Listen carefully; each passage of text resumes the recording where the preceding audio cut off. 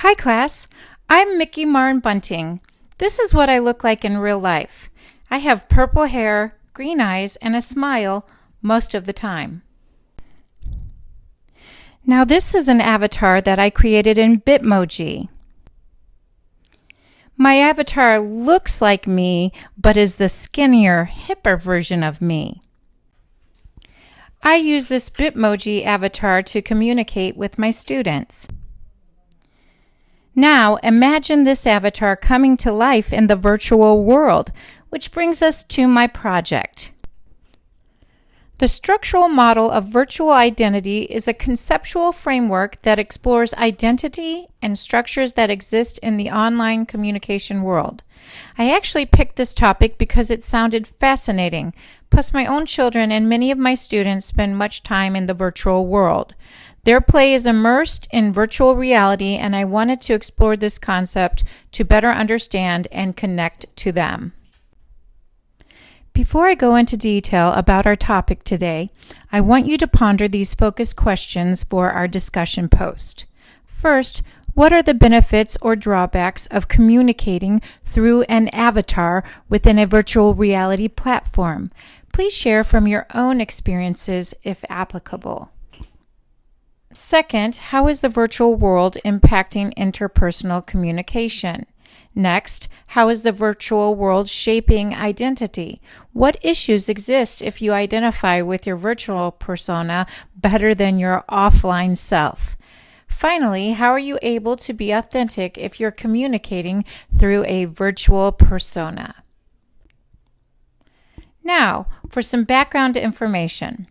The structural model of virtual identity falls under the Beyond Human Communication chapter in our Theories of Human Communication textbook, written by Stephen Littlejohn, Karen Foss, and John Otzel. The authors state that before the digital era, identity development was an emergent process that built on ongoing personal experiences. Now, since the explosion of technology, communication scholars are tapping into how the virtual world is impacting, shaping, and molding identity and the communication structures that exist within the virtual realm. The creators of this conceptual model are Peter Nagy and Bernadette Coles from the Central European University in Hungary. Here are some key terms from the article, The Digital Transformation of Human Identity, written by Nagy and Coles in 2014. It can be found in the Convergence, the International Journal of Research into New Media Technologies. Avatar is a digital representation of someone. It can look like the individual or be an imaginary creation used for self-expression. The next term is virtual world. A virtual world is the setting. It can be imagined or based on a real-world environment. These can be constructed by players in a 3D setting. There are two main types of virtual worlds. One type of virtual world is a massively multiplayer online role-playing game, also known as MMORPGs. An example of this would be the World of Warcraft. These games are highly competitive and tend to be strict in nature. The next type of virtual world is a social-oriented platform. An example of this could be the Second Life virtual world. The social-oriented virtual world focuses mainly on social interaction in different settings and with different social groups. Now, to better understand the model, we will dig into the three levels of the virtual world and the environments. These levels are the individual level, micro level, and macro level. It is a hierarchical structure. The beginning level is the individual, the solo participant in the environment. Next is the micro level, which includes the other individuals or participants and the communities that they connect to. The highest level is the macro level. This is the level in which the community influences the individual level and helps to shape, mold, and provide feedback. It also establishes the norms and digital culture. Now, the individual level includes the formation of the avatar. There are 4 aspects of this: the individual, sometimes referred to as the personal, relational, social, and material. The individual includes creating the avatar and the characteristics of the virtual persona. Some people create avatars that are similar to themselves offline, and others create imaginary avatars that do not appear anything like them. The relational aspect for the individual self is establishing the roles that you play and the social interaction with others. Now, there is also a social aspect that is the membership in social groups that exist within the virtual world. Finally, the material aspect includes the clothes your avatar wears, along with the cars and the places that the avatar utilizes within the setting. There is a unique connection that an individual may make with their avatar, and this is called avatar attachment. Next up are the building blocks in the virtual world. Within the virtual environment levels, there are building blocks that help establish the virtual world. These include narrative scripts, virtual intimacy, virtual community, and virtual material culture. Narrative scripts are part of the storytelling experience and interactions. The virtual intimacy is deemed as the roles portrayed by individuals and the so-called expectations of behavior within the virtual structure. Some settings will pre-designate roles, or there will be a guild master to help provide guidance within the virtual setting. Within the world, an individual can decide on friendships, intimate relationships, or to cut others off completely when necessary. This is determined by the individual. The next building block is the virtual community. This focuses on building connections. This will be seen as how a group or user identifies, and the individual will need to adjust and work within the norms set by the group. I know of some cases in which an individual can be banned from a game or a world if the cultural norms are not adhered to. It is important for the user to observe and follow those rules in order to belong to the group. The final building block is the virtual material culture. This includes the different adornments an avatar can wear or objects to carry or use like weapons. This can enhance self-expression. Let's picture what this looks like. This is the conceptual structural model of virtual identity. This is a visual representation of the model, and you can see the 3 levels and the distinction of the building blocks within each level. At the center is the individual level. This includes choices of personal, which is also known as individual in our textbook, relational, social, and material. Next is the micro level. This includes roles and relationships, memberships of social groups, establishing stories and experiences, along with creating a value system and utilizing artifacts and objects as an extension of identity. Finally, the outer level is the macro level. This encompasses narrative scripts, virtual intimacy, virtual community, and virtual culture. This is the aspect in which helps shape and mold the identity, providing crucial feedback from the group to help form the digital identity. Now for the moment you've all been waiting for, the pop culture artifact application. This example is a video posted on YouTube. It is the Second Life Destinations Transgender Resource Center video. There's a link that I've provided in our discussion post. Second Life is a social-oriented multimedia online platform. The participants design their own avatar and interact with multiple players in the virtual world designed by the user participants. The Second Life website highlights that Second Life has been a pioneer in providing experiences in the virtual reality for over 20 years, letting users find a place to express themselves in the virtual world. The artifact that we are examining today is presented by the Transgender Resource Center, and I view it as a public service announcement to provide a safe social space for education and awareness to support trans-identifying individuals.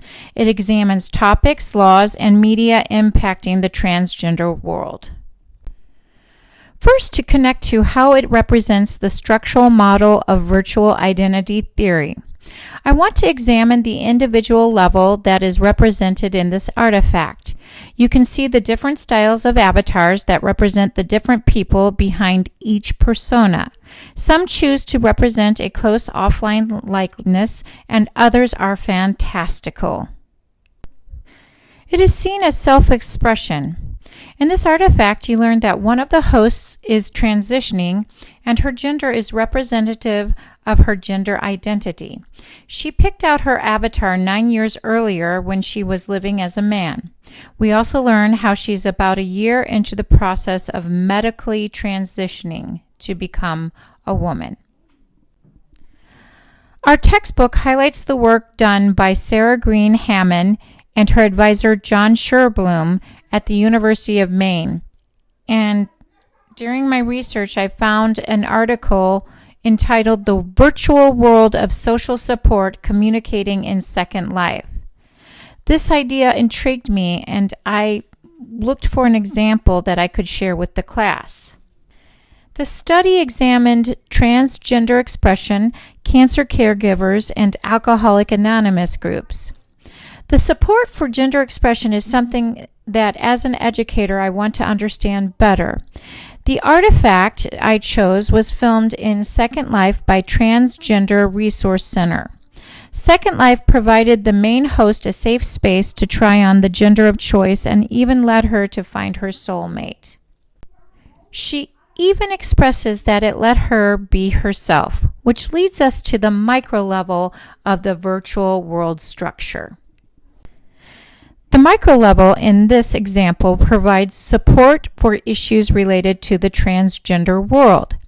It can include cisgender and transgender participants. The boxes show some of the topics discussed within this social group. This helps educate and connect people to one another. The host of the PSA added that she formed many relationships by being part of this group. This illustrates the narrative scripts, the virtual intimacy, and virtual community that is established within this virtual setting.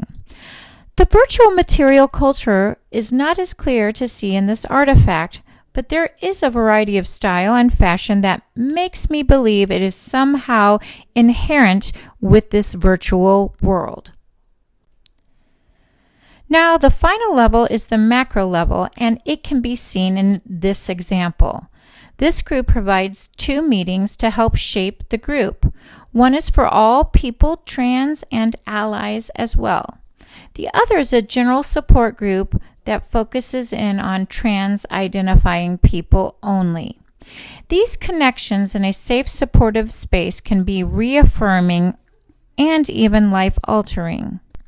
This shows that the community is helping shape the individuals within the group, which is the highest level of the virtual reality, when it influences and shapes others within the setting. There are a few other honorable mentions to examine that connect to the structural model of virtual identity theory. John Luxford's TED Talk examines in detail the digital identity. Tom Bolstraff is an anthropologist and a digital ethnographer in Second Life and examines data in the digital culture in the coming of age in Second Life. He is also a professor at University of California, Irvine. The next example is Making Friends in Second Life is Hard by the Obscure Nerd VR. He has a channel dedicated to finding connections in the virtual world. He has many videos out there where he tries to engage in communication without being bullied or shut down. The final example that deserves recognition is a Coca-Cola mixed media commercial by Nexus Studios. It highlights the idea of individuals escaping into their digital worlds and not being aware or present in the offline world. It best highlights individual self-expression, but I chose not to use it because it did not highlight the micro or macro levels within the theory.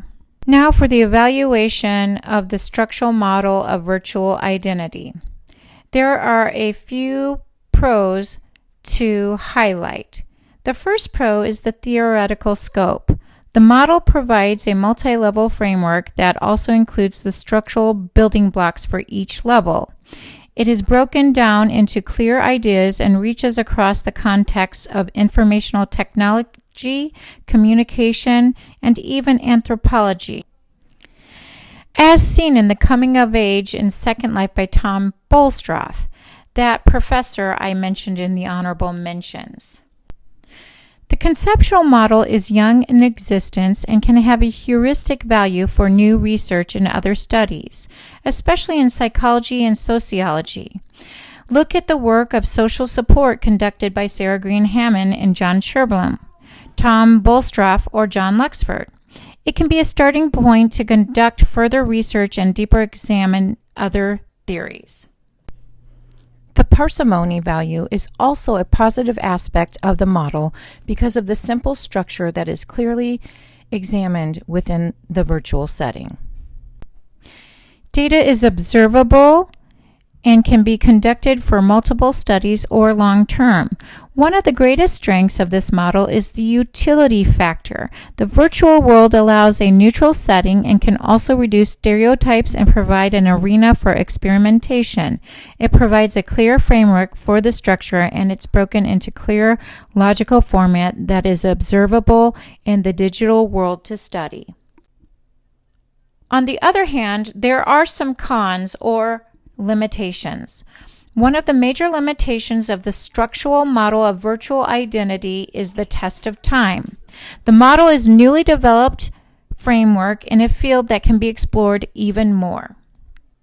It is not even 10 years old. In addition, I feel this is human-to-human communication, and the computer and setting provides the beyond human means to communicate, but two humans ultimately are behind the communication. So maybe the logical consistency is hard to follow in this case.